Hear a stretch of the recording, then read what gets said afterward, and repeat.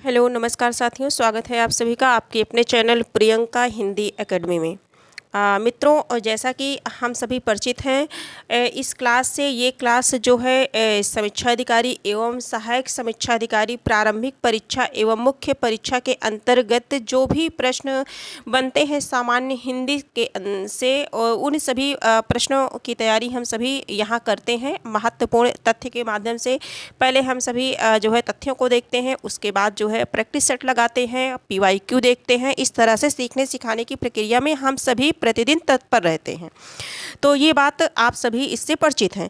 आगे हम सभी ये जो आज की क्लास है ये अगर मैं बताना चाहूँगी आप सभी को, समीक्षा अधिकारी एवं सहायक समीक्षा अधिकारी प्रारंभिक परीक्षा में जैसे कि 6 टॉपिक लगे हुए हैं। कितने टॉपिक लगे हैं? 6 टॉपिक लगे हैं। विलोम शब्द अगर हम 6 को देख लें तो विलोम शब्द हो गया, है ना। विलोम शब्द हो गया। कितने टॉपिक लगे हैं? 6 टॉपिक लगे हैं, है ना। 6 टॉपिक लगे हैं, जिनमें से क्या हो गया? विलोम शब्द हो गया, विलोम हो गया। और दूसरा क्या हो गया? अनेक शब्दों के लिए एक शब्द, अनेक शब्दों के लिए एक शब्द हो गया। तीसरा हमारा हो गया तत्सम, तत्सम एवं तद्भव शब्द हो गए, है ना। चौथा हमारा हो गया पर्यायवाची। क्या हो गया? पर्यायवाची शब्द हो गया।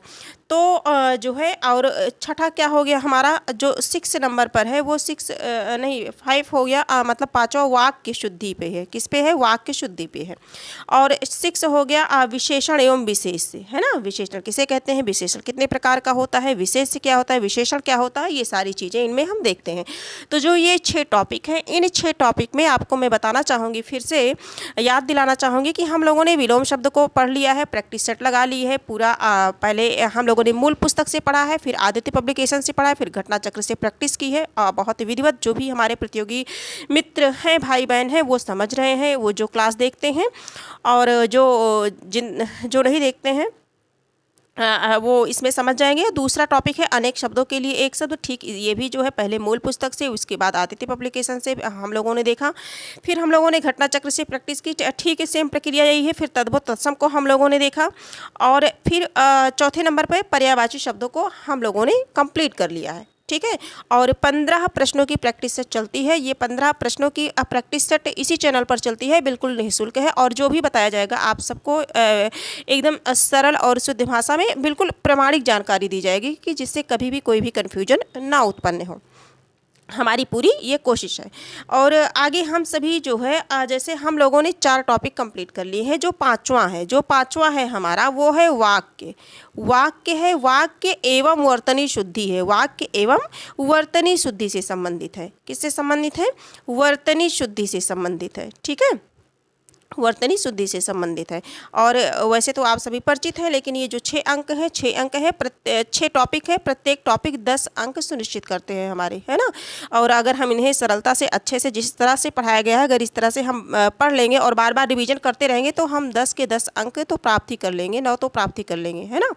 तो जो है इसी क्रम में हम देखेंगे जो 5वां प्रकरण है हमारा, 5वां जो टॉपिक है वो है वाक्य एवं वर्तनी शुद्धि। तो वर्तनी शुद्धि से संबंधित क्लास इसी चैनल पर डॉक्टर वासुदेव नंदन प्रसाद जी की बुक से हमने कराई है, जो सामान्य हिंदी के अंतर्गत है, सभी के लिए इम्पॉर्टेंट है। वो चाहे TGT PGT हो, नेट हो, है ना, क्योंकि कभी कभी बन जाता है प्रश्न।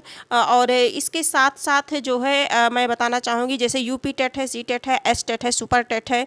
ठीक है, तो बिहार शिक्षक भर्ती के लिए, कहने का मतलब हिंदी, सामान्य हिंदी जिनमें भी पूछी जाती है, उन सभी के लिए ये महत्वपूर्ण है।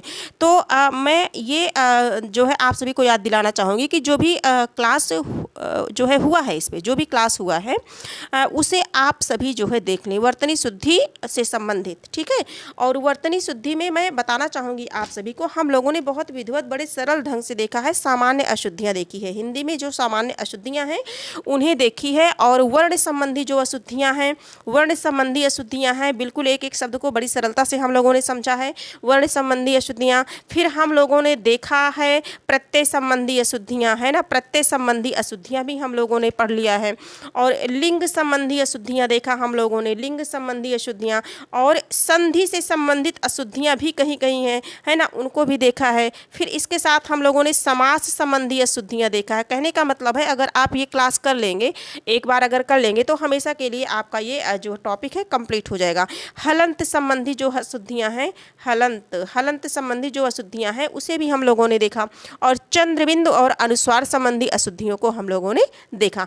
तो इतने टॉपिक हम लोगों ने कंप्लीट कर लिए हैं। और ये जो समीक्षा अधिकारी आरओ एआरओ प्रारंभिक परीक्षा के लिए ये जो लगे हुए हैं, ये जो है वर्ण संबंधी अशुद्धियाँ, संधि संबंधी, जो वर्तनी शुद्धि से संबंधित जो अशुद्धियाँ हैं, आप यहाँ से पढ़ लीजिए, देख लीजिए। अब इसके बाद बचता है जो हमारा टॉपिक है, ये पढ़ा दिया गया है, अभी हाल ही में पढ़ाया गया है, 2-3 क्लास पहले आप अगर देख पाएंगे तो तुरंत का पढ़ाया हुआ है, ठीक है। तो जब मैंने इतना पढ़ा दिया है तो मेरा जो विचार है ये है वाक्य शुद्धि पर।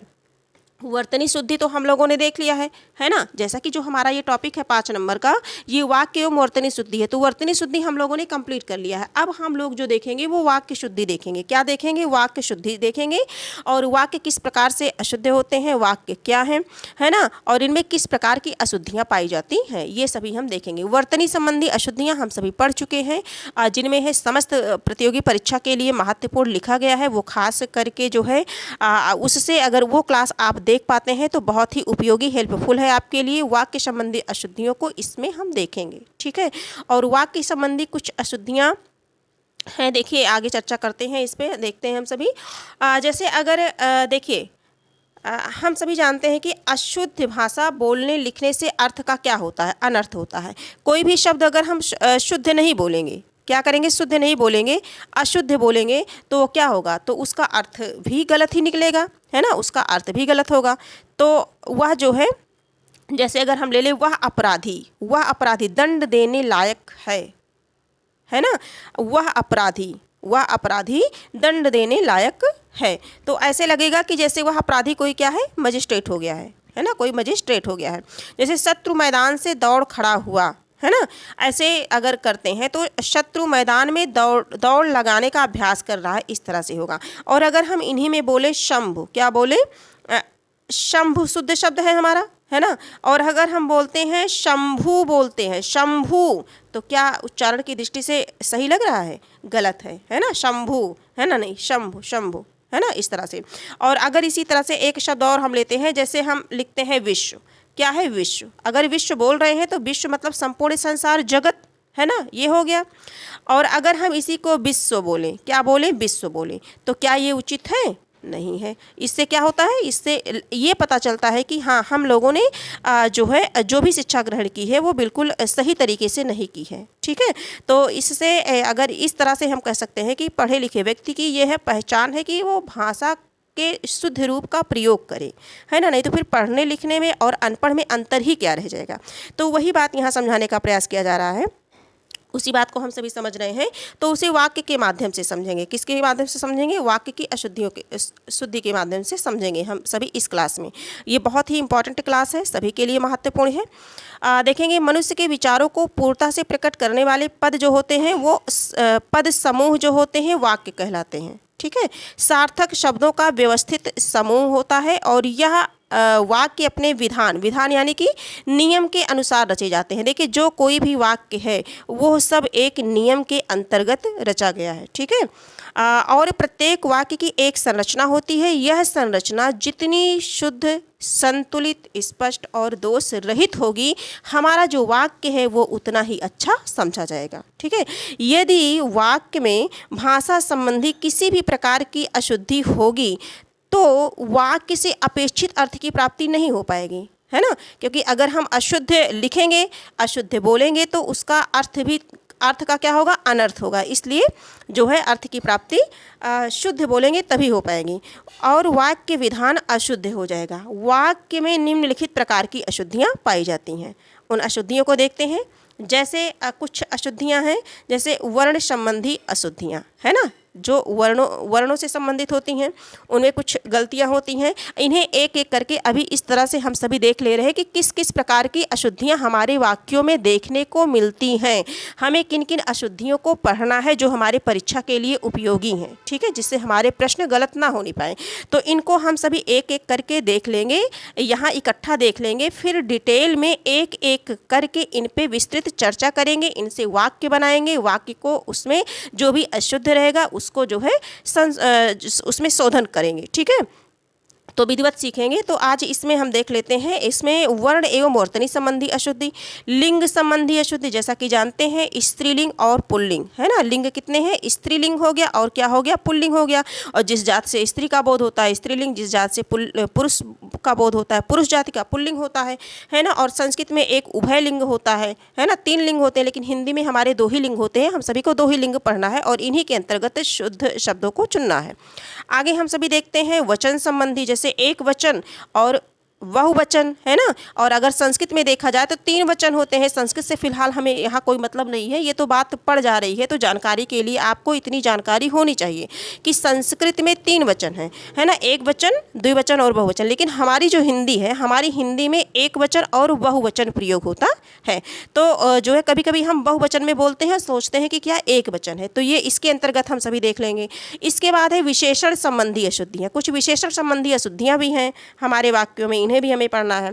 इसके साथ साथ देखेंगे सर्वनाम संबंधी अशुद्धियाँ, क्रिया संबंधी अशुद्धियाँ, अव्यय संबंधी अशुद्धियाँ, कारक जानते होंगे, है ना। कारकों की संख्या कितनी है, 6, है ना। कारक संबंधी अशुद्धियाँ देखेंगे। आगे देखेंगे विराम संबंधी अशुद्धि, उपसर्ग संबंधी उपसर्ग संबंधी अशुद्धि, है ना, उपसर्ग संबंधी अशुद्धि। तो इसके साथ साथ है जो है शब्द ज्ञान संबंधी, पदक्रम संबंधी अशुद्धि देखेंगे हम सभी। फिर पुनरुक्ति संबंधी अशुद्धि देखेंगे और अधिक पदत्व संबंधी अशुद्धि भी हमारे वाक्य में मिलती है, इसे भी देखेंगे। और इसके साथ साथ मुहावरे संबंधी अशुद्धियाँ भी हमारे वाक्यों में मिलती हैं, इसलिए हमें इसे भी देखना आवश्यक है। तो इस प्रकार से हम लोगों ने इतनी जो है महत्वपूर्ण अशुद्धियाँ हैं जिन्हें हम सभी को पढ़ना है। अब एक करके देखते हैं, 1-2 आज पढ़ लेते हैं, ज़्यादा लंबी क्लास नहीं करेंगे क्योंकि स्टार्टिंग में थोड़ा सा बताना पड़ गया था, है ना। तो जो है क्लास लंबी नहीं करेंगे, आप लोग बोर मत होइएगा। थोड़ा सा देखेंगे वर्ण संबंधी अशुद्धि को देखेंगे। हिंदी भाषा में वर्ण एवं वर्तनी संबंधी अशुद्धियाँ पाई जाती हैं। इन अशुद्धियों को दूर करने के लिए वर्तनी संबंधी ज्ञान होना आवश्यक है। वर्तनी संबंधी अशुद्धियाँ इस प्रकार है। मैं फिर से आपको जो है बताना चाहूँगी, याद दिलाना चाहूँगी कि हम लोगों ने जो है इसी चैनल पर वर्ण संबंधी अशुद्धियों को पढ़ा है, इसके साथ साथ प्रत्यय संबंधी अशुद्धियाँ पढ़ी है, फिर समास संबंधी अशुद्धियों को देखा है, लिंग संबंधी अशुद्धियों को देखा है, संधि संबंधी अशुद्धियों को देखा है। इसके साथ साथ जो हलंत संबंधी अशुद्धियाँ हैं, चंद्रबिंदु और अनुस्वार संबंधी अशुद्धियों को भी भली भांति बिल्कुल डीपली से सरलता पूर्वक सरल शब्दों में इसी चैनल पर जो है आपको मिल जाएगा। आप वहाँ से अपनी तैयारी बहुत अच्छे से कर पाएंगे। और अभी बिल्कुल पिछली क्लास में ही हम लोगों ने देखा है, तो इसमें कुछ दे दिया गया है, बहुत सारा तो दे रखा नहीं जा सकता, बस आपको समझाने के लिए दिया गया है। तो वर्तनी संबंधी अशुद्धियों का ज्ञान होना हम सभी को आवश्यक है। अब हम देखेंगे, जैसे है हम सभी कहते हैं निर्दयी, है ना, निर्दयी या निर्दयी, निर्दयी बोलते हैं ना कि निर्दयी, है ना। लेकिन क्या होता है, हमारा जो शुद्ध शब्द है वो निर्दय है, निर्दयी नहीं। निर्दयी कोई शब्द नहीं है, निर्दय है। निर्दय है, क्या है, निर्दय है। यहाँ पे यहाँ लगेगा, ठीक है। ये इसमें भी थोड़ा सा मैं लिख दे रही हूँ, आप देख लीजिएगा, है ना, टाइपिंग करते समय हो जाता है निर्दय, ठीक।